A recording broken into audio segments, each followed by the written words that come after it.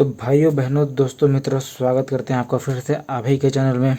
पिछली वीडियो में जैसा कि मैंने आप लोगों को बता दिया था कि हम लोगों ने रिवर टोपोलॉजी ख़त्म कर दी है। सारी चीज़ें मैंने आप लोगों को बता दिया था कि कैसे नर्मदा और ताप्ती जो है एस्चुरी बनाती हैं, वहीं पर गोदावरी जो है एस्चुरी और डेल्टा जो है दोनों बनाती हैं। मैंने आपको फॉर्मेलिटी टाइप से ही कुछ बिना मैप के खाली दिशा बता करके जो है बता दिया था कि कहाँ कहाँ गोदावरी और नर्मदा ताप्ती वगैरह जो है अपना अपना डेल्टा और एस्चुरी वगैरह जो बनाती हैं। तो मैंने आप लोगों को जैसे पिछले बताया था कि नर्मदा और ताप्ती जो है इस दिशा में जैसे बह रही है, जैसे कि ये वाली होगी पिछली इमेज। ये देखिए आप लोग, जैसे मैंने बताया था पिछली इमेज में कि नर्मदा ऐसे बह रही है, ताप्ती भी कुछ इस तरीके से बह रही है, वहीं जो है गोदावरी कुछ इस तरीके से बह रही है।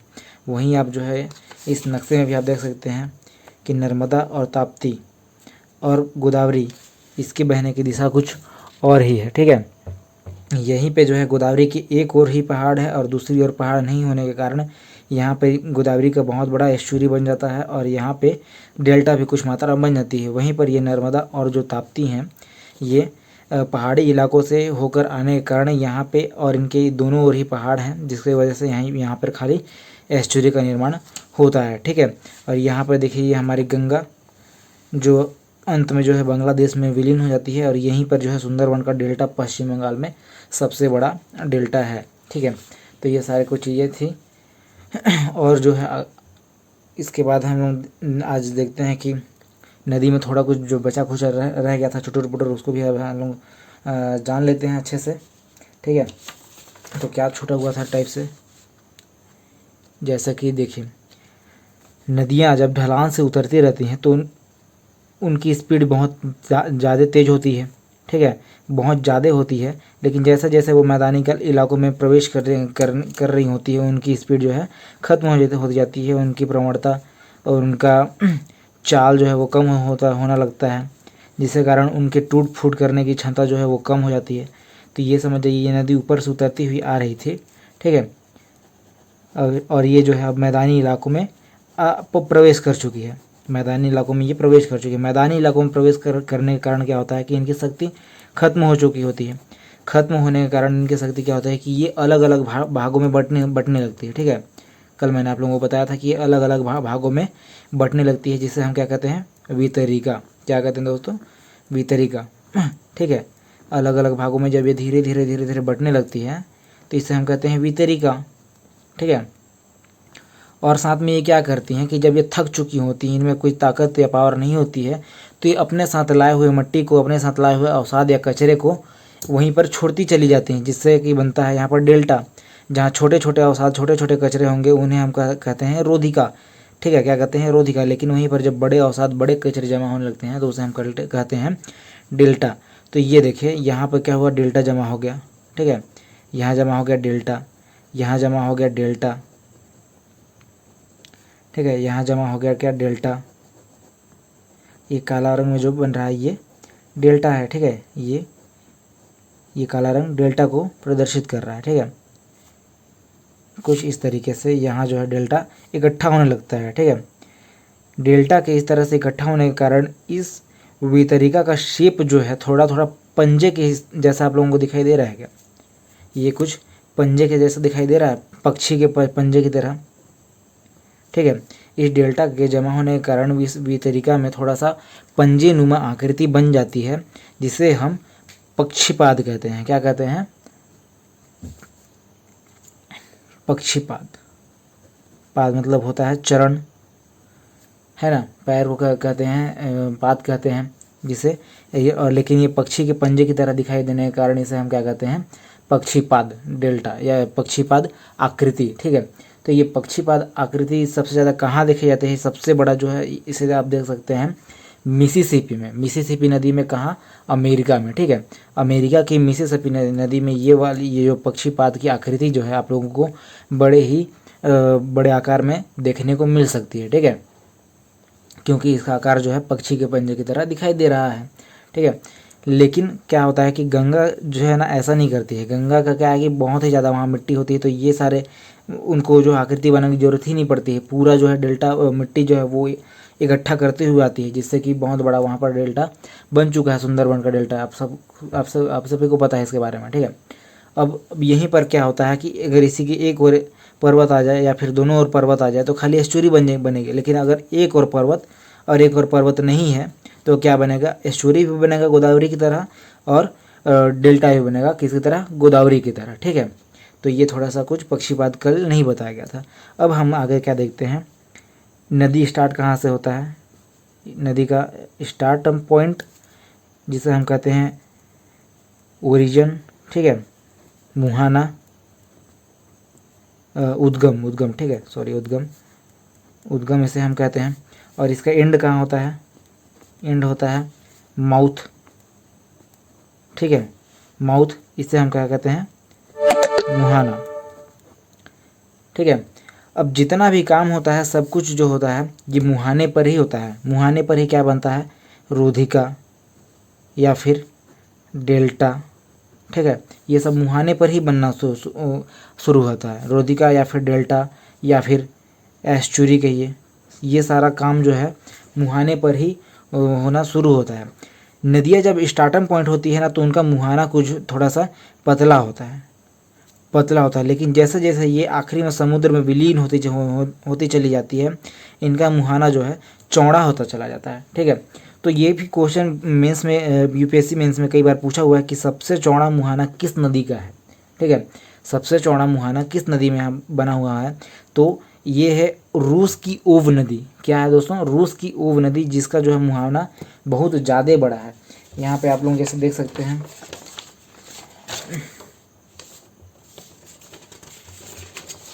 ये देखिए, यहाँ आप देख सकते हैं कि ये वाली जो, देखिए ये वाली बॉर्डर रेखा जो आप लोगों को दिखाई पड़ रही है, ये रूस के बॉर्डर मतलब नदी का मुहाना है। और ये वाला जो है ना, यही है ओव नदी का बहुत बड़ा मुहाना। जब कोई चीज़ अगर नक्शे में इतनी बड़ी दिख रही है तो वो रियलिटी में बहुत ही ज़्यादा बड़ी होती है। तो ये जो है रूस का ओव नदी का मुहाना है। किसका है, रूस की ओव नदी का मुहाना जो है सबसे चौड़ा मुहाना है, ठीक है।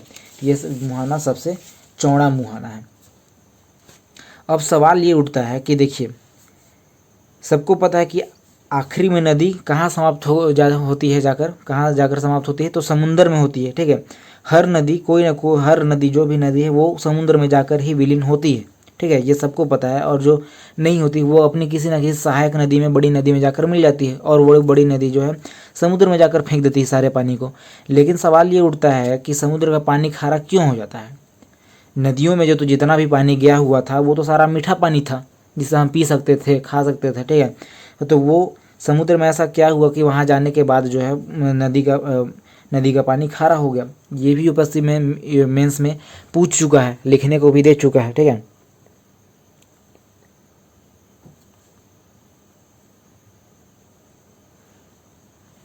ठीक है, ये भी यूपीएससी मेंस में कई बार पूछ चुका है। तो होता क्यों है, देखिए यहाँ पर ध्यान समझिएगा, ठीक है। हमारी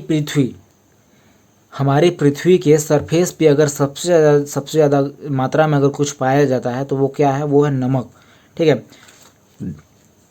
पृथ्वी के सरफेस पे सबसे ज़्यादा है क्या, नमक, NaCl, ठीक है। खुद को चाट के देख लीजिए आप अपने पसीने को, NaCl। घर की दीवार से लेकर के पृथ्वी की मिट्टी तक में अगर आप चाट के देख रहे हैं तो सब में आपको क्या मिलेगा, NaCl, नमक ही मिलेगा। किसी न किसी मात्रा में आपको नमक का स्वाद आएगा ही आएगा। बारिश के समय पे क्या होता है कि बारिश जब होती है तो वो सभी जगहों से पूरे नमक को जो है पूरा धो देती है, पूरे दीवार को, पूरे रोडों को, पूरे मिट्टियों को जो है पूरी तरीके से धो देती हैं। और उसको धोने के बाद जो है नहरों में डाल देती हैं। वही नहरें जो है फिर नदियों में डाल देती हैं। फिर वहाँ से क्या होता है कि वो नदियाँ जो है उसको फिर समुद्र में डाल देती है। लेकिन आप फिर कहिए कि फिर भाई जब ऐसा है तो फिर नदी का पानी खारा क्यों नहीं लगता है। तो नदी में ऐसा बहुत कम मात्रा में होता है। यहाँ कोई ऐसी नदी नहीं है जो फिर एक जगह पानी इकट्ठा रहा, ठीक है। लेकिन समुद्र के पास जो है ऐसा कोई भी चारा नहीं होता है कि वो अपनी पानी को कहीं जाके लपेट सके या कहीं कहीं गिरा सके। समुद्र में पानी जो है इकट्ठा होता चला जाता है। तो आप खुद अनुमान लगा लीजिए पूरी दुनिया का जो है नमक जो है पूरा जो है समुद्र में जाकर ही नदियाँ छोड़ रखती है, ठीक है, छोड़ देती है। इसी वजह से जो है ना समुद्र का पानी खारा हो चुका है, ठीक है।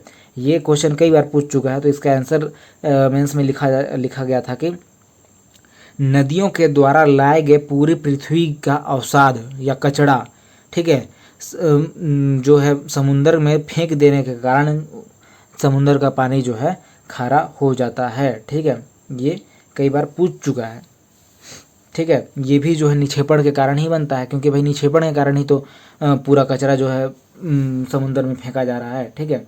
तो ये भी क्या है, निक्षेपण का ही कारण है, ठीक है। समुद्र का पानी खारा क्यों होता है, ये क्वेश्चन आप अपने बुक में लिखिए और उसका आंसर भी जो है आप सुनते हुए लिख लीजिए। अब आगे हम चलते हैं। ये जो क्या थी, रिवर टोपोलॉजी, ठीक है, नदियों द्वारा बनने वाली स्थलाकृति। अब आगे हम देख लेते हैं थोड़ा सा समुद्र द्वारा बनने वाले, ठीक है, समुद्र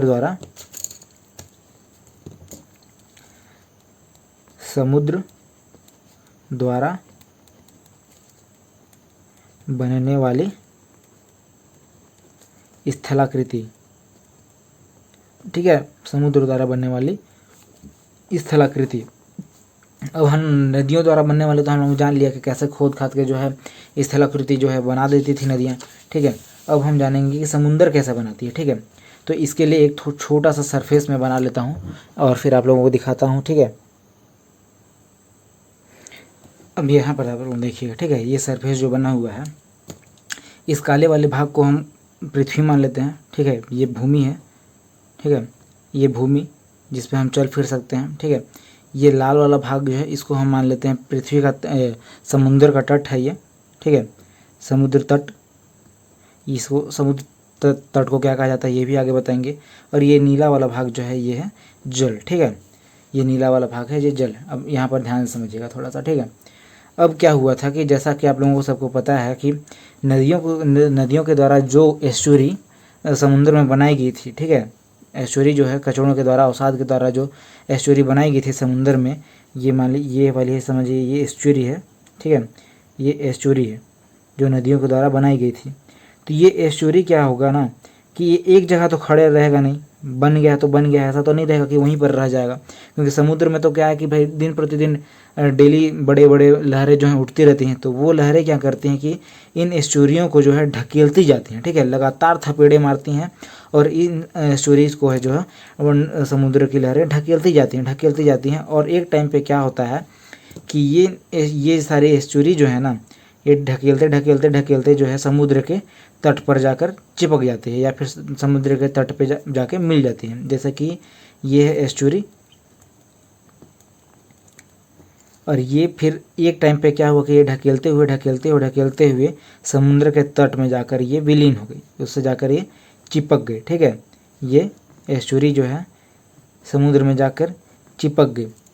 अब इन एस्चुरी को क्या होता है कि जब ये एस्चुरी जब नदियों द्वारा गिरती है ना कचड़े, तो तब तो हम इसे एस्चुरी कहते हैं। लेकिन जब ये इन एस्चुरियों को जो है समुद्र की लहरें थपेड़े मारकर जब ले जाने लगती हैं या फिर इनको अलग अलग बांट देती है, तो इसे हम क्या कहते हैं, सिल्ट। क्या कहते हैं, सिल्ट। एस्चुरी के बाद ये कचरा क्या बन जाता है, सिल्ट।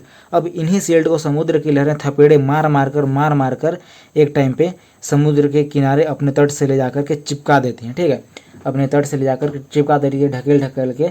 अब यही इन्हीं सिल्ट के कारण, ठीक है, ये सिल्ट जब समुद्र के किनारे जाकर मिल जाती हैं, समुद्र के तट से जाकर मिल जाती हैं, तो फिर उनसे एक गड्ढे या फिर एक गुफा का या फिर एक झील का निर्माण हो जाता है, जिसे हम कहते हैं लैगून झील। क्या कहते हैं इसे हम, लैगून झील। यहाँ पर तो पहले से एक बड़ा सा पोखर या गड्ढा भी था ही। अब इसको क्या हुआ कि ये सिल्ट जाकर के जो है पैक कर दिया, ठीक है, ये सिल्ट जाकर के पैक कर दिया, तो फिर यहाँ पर क्या बन गया, बड़ा सा लैगून झील। हमारे भारत में जो है सबसे बड़ा लैगून झील कहाँ है, हाँ बताइए कहाँ है, चिल्का झील, ठीक है, कहाँ है, चिल्का झील में है। कहाँ पर है भैया, उड़ीसा में। हमारे भारत का सबसे बड़ा जो है झील लैगून झील, चिल्का झील, जो कि उड़ीसा में है। जाहिर सी बात है ये किसी भी तटीय राज्य में ही बनेंगे। जो राज्य तट पर है, समुद्र के तट पर हैं, वहीं पर होगा भाई, बीच इलाके में तो होगा नहीं ना हमारे छत्तीसगढ़ जैसे जगह में।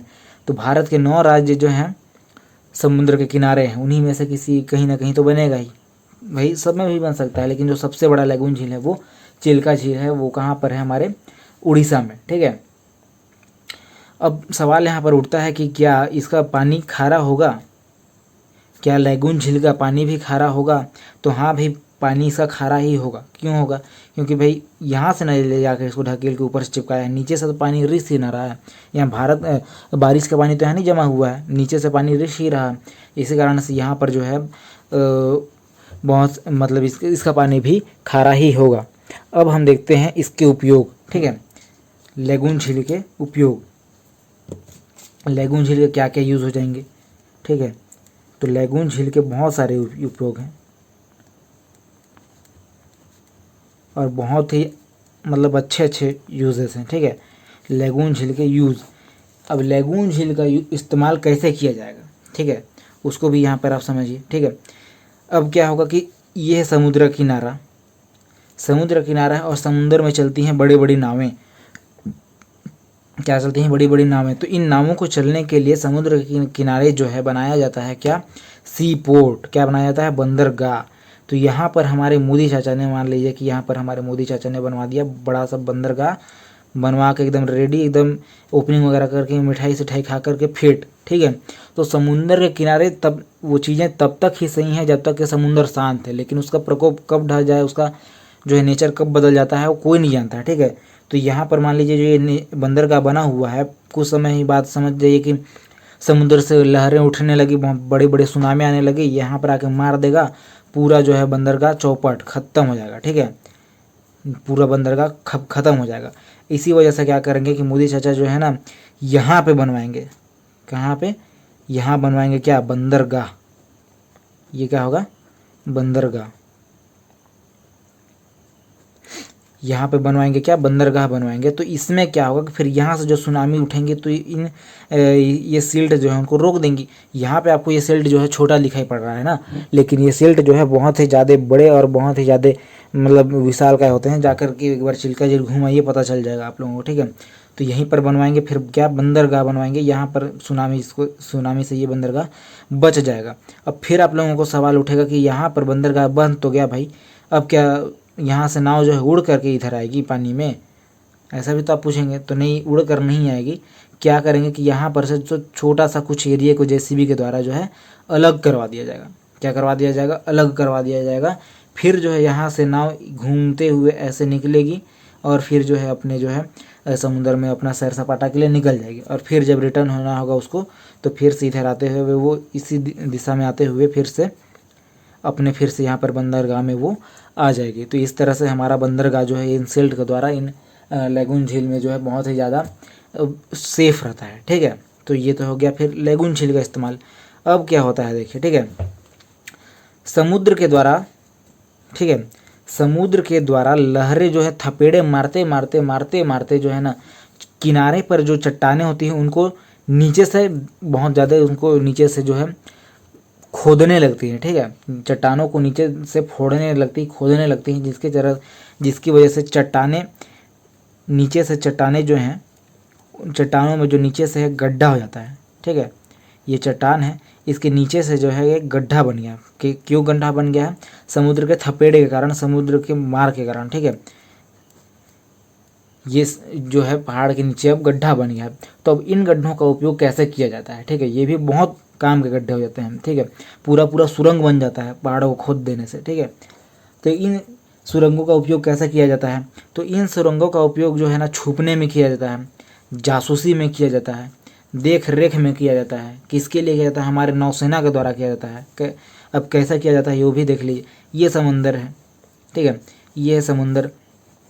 अब इसमें हमारी कई सारी पनडुब्बी जो है भाई, कई देशों को जो है नज़र रखे हुए हैं हमारी पनडुब्बी, ठीक है। बहुत सारी पनडुब्बी जो है इसमें नज़र रखी हुई है, नीचे नीचे जो इन समुद्रों में पनडुब्बी है। अब सारे देश तो क्या करते हैं कि अपने सैटेलाइट से जो है ना सबको नज़र रखे हुए होते हैं कि किसका नाव बिजी है, किसका क्या चल रहा है, किसका क्या चल रहा है। तो यहाँ पे जो समुद्र के ऊपर आकर के जो है पनडुब्बी अपना काम नहीं कर सकता। मान के चलिए इसको पेट्रोल ख़त्म हो गया, ईंधन डलवाना है, ऊपर आ गया और सैटेलाइट से चीन देख लिया कि इसका तो कुछ पनडुब्बी बिजी है यहाँ पर, चलो अटक कर दिया जाए, ठीक है। तो ऐसा नहीं होता है। पानी के नीचे ही नीचे क्या किया जाता है कि ये पनडुब्बी को जो है इन गुफाओं में, इन सुरंगों में घुसा दिया जाता है। ठीक है, इन सुरंगों को नीचे से घुसा दिया जाता है। अब भाई ऊपर से तो चट्टान है ही ना, ऊपर से सैटेलाइट तो नहीं देख पाता है, तो इसी कारण से क्या होता है कि यहाँ पर छुप कर जो है अपना जो है काम यहाँ पर अच्छे से कर लिया जाता है और जो फिर आगे अपना काम अच्छे से निपटा दिया जाता है। ठीक है, तो इस तरह से बने हुए गड्ढों का ये, तट पर बने हुए गड्ढों का ये क्या होता है, गुफा का अच्छे से इस्तेमाल किया जाता है जहाज़ों को छुपाने के लिए, जासूसी के लिए नौसेना के द्वारा। ठीक है, अब होता क्या है, ये जो तट थे, ये तट आप लोगों को दिखाई दे रहा है ना, काला कलर का जो तट है, ये रेड कलर का जो तट है, यहाँ पे क्या होता है कि समुद्र की लहरें जब उठती हैं तो इनमें बहुत सारा बालू होता है, बहुत सारा मिट्टी होता है। तो समुद्र की लहरें क्या है, निक्षेपण के द्वारा जो है समुद्र के तट पर बहुत सारे बालू को इकट्ठा करते जाती है, बहुत सारे रेत इकट्ठा करती जाती हैं, जिससे कि वहाँ पर का पानी जो होता है ना उथला होने लगता है, बहुत ज़्यादा कम पानी होता है वहाँ पर। जब घूमने घामने जाते हैं तो इन्हीं तट पर ही लोग जो है घूमते हैं, ज़्यादा आगे नहीं जाते हैं। ठीक है, तो उथला हो जाने के कारण क्या होता है, ये है कि यहाँ पर जो है बड़ी बड़ी मछलियाँ, बड़े शार्क जो है ये किनारे पर नहीं आ पाती हैं, है ना, किनारे पर नहीं आ पाती हैं, जिसके कारण यहाँ पर जो है लोग इसे घूमने जाते हैं, देखने जाते हैं। तो यहाँ पर जो ये तट बनता है इसे हम कहते हैं क्या, पुलीन। क्या कहते हैं, पुलीन। तो समुद्र के किनारे बनने वाले तटों को क्या कहा जाता है, पुलीन। लेकिन नदी के किनारे बनने वाले तटों को हम क्या कहते हैं, नदीय तट या फिर ओनली तट। क्या कहते हैं, किनारा या फिर तट। ठीक है, नदी किनारे वाले बनने तक किनारे को तट, और समुद्र किनारे बनने वाले किनारे को क्या कहते हैं, पुलीन। इसे ही हम कहते हैं क्या, बीच। क्या कहते हैं दोस्तों, बीच। जैसे गोवा वाली बीच पे, ठीक है, जो गाना वगैरह है यही है, यहीं पर जो है लोग घूमने जाते हैं। ठीक है, तो अब जो है हम थोड़ा सा समुद्र में बनने वाली स्थलाकृति को आज के लिए यहीं पर स्थगित करते हैं। पिछला जो थोड़ा सा एक पॉइंट बच गया था, नदी के द्वारा बनने वाली स्थलाकृति के बारे में, जो पक्षीपाद डेल्टा नहीं बताया था, ये भी कंप्लीट हो गया। धीरे धीरे हम आगे बढ़ते चले जाएंगे। जैसा कि मैंने आप लोगों को टॉपिक शुरू करने से पहले ही बता दिया था कि पहले हम शुरू करेंगे रिवर टोपोलॉजी। ठीक है, रिवर टोपोलॉजी, फिर सी टोपोलॉजी, इसके बाद हम देखने वाले हैं किसका, अंडर वाटर भी देखेंगे। ठीक है, अंडर वाटर टोपोलॉजी, कैसे ज़मीन भूमि के नीचे के पानी से कैसे बनता है। फिर उसके बाद हम देखेंगे आइस से भी, उसके बाद हम देखेंगे क्या, सैंड से भी, है ना, रेत से भी बनने वाली स्थलाकृति को हम जो है धीरे धीरे देखते चले जाएंगे। और जिस दिन ये कंप्लीट हो जाएगा सैंड, फिर हमारा जो है टोपोग्राफी ख़त्म हो जाएगा। ठीक है, तो आज के लिए दोस्तों इतना ही, बाकी देखते हैं अगली वीडियो में। तब तक के लिए जय हिंद।